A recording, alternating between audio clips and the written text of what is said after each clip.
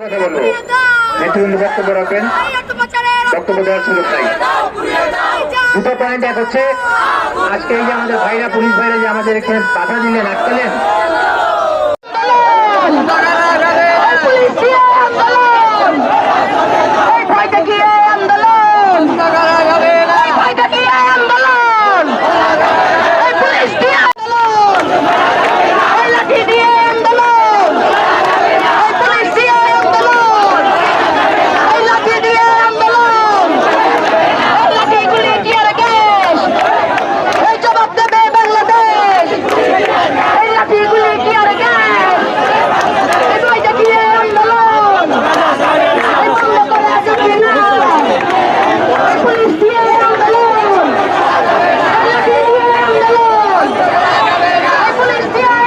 শেষ কথা,